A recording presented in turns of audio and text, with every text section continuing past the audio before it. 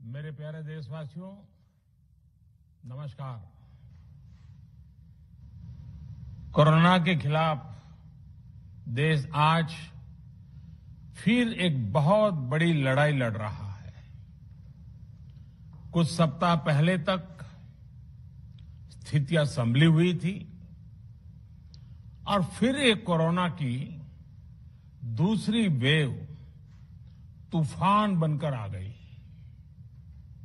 जो पीड़ा आपने सही है, जो पीड़ा आप सह रहे हैं, उसका मुझे पूरा एहसास है।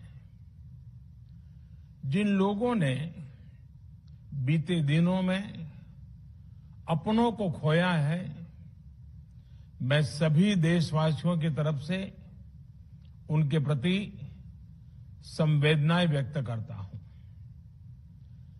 परिवार के एक सदस्य के रूप में मैं आपके दुख में शामिल हूं। चुनौती बड़ी है, लेकिन हमें मिलकर अपने संकल्प, अपने हौसले और तैयारी के साथ इसको पार करना है। साथियों, अपनी बात को विस्तार देने से पहले मैं देश के सभी डॉक्टरों, मेडिकल स्टाफ, पैरामेडिकल स्टाफ, हमारे सभी सफाई कर्मचारी भाई बहन, हमारे एम्बुलेंस के ड्राइवर्स, हमारे सुरक्षा बल, पुलिसकर्मी, सभी की सराहना करूंगा। आपने कोरोना की पहली वेव में भी अपना जीवन दांव पर लगाकर लोगों को बचाया था। आज आप फिर इस संकट में अपने परिवार, अपने सुख, अपनी चिंता छोड़कर दूसरों का जीवन बचाने में दिन रात जुटे हुए हैं। साथियों, हमारे शास्त्रों में कहा गया है, त्याज्यम न धैर्यम विदुरपि काले, अर्थात कठिन से कठिन समय में भी हमें धैर्य नहीं खोना चाहिए।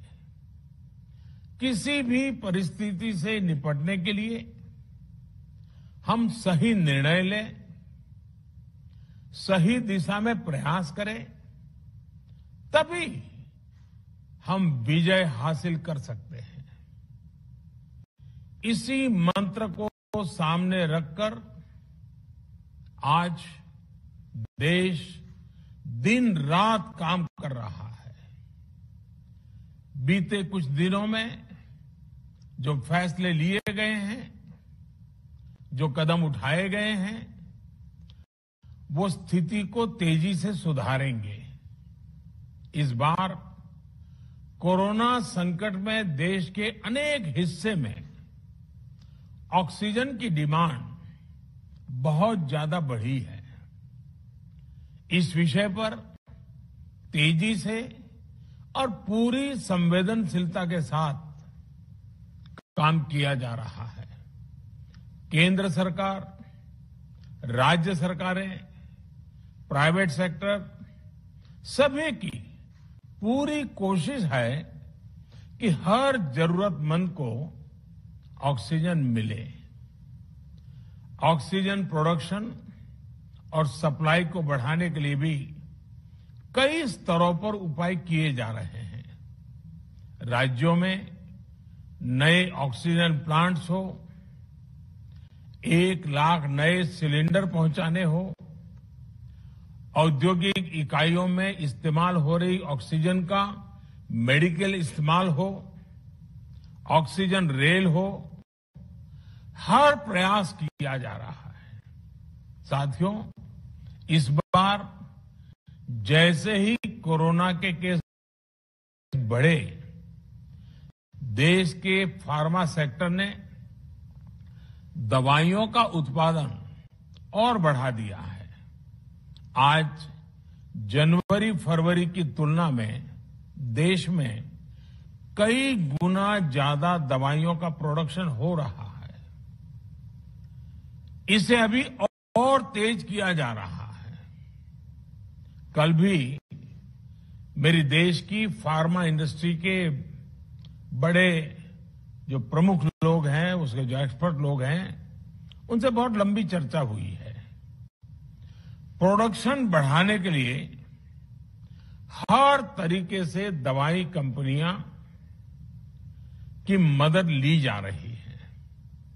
हम सौभाग्यशाली हैं कि हमारे देश के पास इतना बड़ा मजबूत फार्मा सेक्टर है जो बहुत अच्छी और तेजी से दवाइयां बनाता है। इसके साथ ही अस्पतालों में बेड की संख्या को बढ़ाने का भी काम तेजी से चल रहा है। कुछ शहरों में ज्यादा डिमांड को देखते हुए विशेष और विशाल कोविड हॉस्पिटल बनाए जा रहे हैं। साथियों, पिछले वर्ष जब देश ने कोरोना के कुछ ही मरीज सामने आए थे, उसी समय भारत में कोरोना वायरस के खिलाफ प्रभावी वैक्सीन के लिए काम शुरू कर दिया था। हमारे वैज्ञानिकों ने दिन रात एक करके बहुत कम समय में देशवासियों के लिए वैक्सीन विकसित की है। आज दुनिया की सबसे सस्ती वैक्सीन भारत में है। भारत की कोल्ड चेन व्यवस्था के अनुकूल वैक्सीन हमारे पास है। इस प्रयास में हमारे प्राइवेट सेक्टर ने इनोवेशन और एंटरप्राइज की भावना का बेहतरीन प्रदर्शन किया है। वैक्सीन्स की अप्रूवल्स और रेगुलेटरी प्रोसेसेस को फास्ट ट्रैक पर रखने के साथ ही सभी साइंटिफिक और रेगुलेटरी मदद को बढ़ाया गया है। यह एक टीम एफर्ट है जिसके कारण हमारा Bharat 2 made in India vaccine के साथ दुनिया का सबसे बड़ा टीकाकरण अभियान शुरू कर पाया। टीकाकरण के पहले चरण से ही गति के साथ ही इस बात पर जोर दिया गया कि ज्यादा से ज्यादा क्षेत्रों तक, जरूरतमंद लोगों तक वैक्सीन पहुंचे। दुनिया में सबसे तेजी से भारत में पहले 10 करोड़, फिर 11 करोड़ और अब 12 करोड़ वैक्सीन डोज दिए गए हैं। आज कोरोना से इस लड़ाई में हमें हौसला मिलता है कि हमारे health care workers, frontline corona warriors और सीनियर सिटीजन्स के एक बड़े हिस्से को वैक्सीन का लाभ मिल चुका है। साथियों, कल ही वैक्सीन को लेकर हुए एक और अहम फैसला भी हमने किया है। 1 मई के बाद से 18 वर्ष के ऊपर के किसी भी व्यक्ति को वैक्सीनेट किया जा सकेगा। अब भारत में जो वैक्सीन बनेगी उसका आधा हिस्सा सीधे राज्यों और अस्पतालों को भी मिलेगा।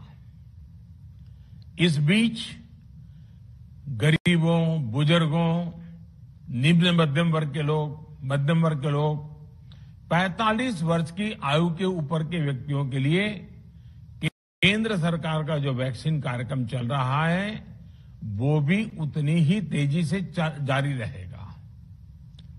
पहले की तरह ही सरकारी अस्पतालों में मुफ्त वैक्सीन मिलती रहेगी, जिसका फायदा, जैसा मैंने कहा, हमारे गरीब परिवार हो, हमारे मध्यम वर्ग, निम्न मध्यम वर्ग के परिवार हो, वो उनका लाभ उठा सकेंगे। साथियों, हम सभी का प्रयास जीवन बचाने के लिए है और जीवन बचाने के लिए तो है ही। प्रयास से भी ये है कि आर्थिक गतिविधियां और आजीविका कम से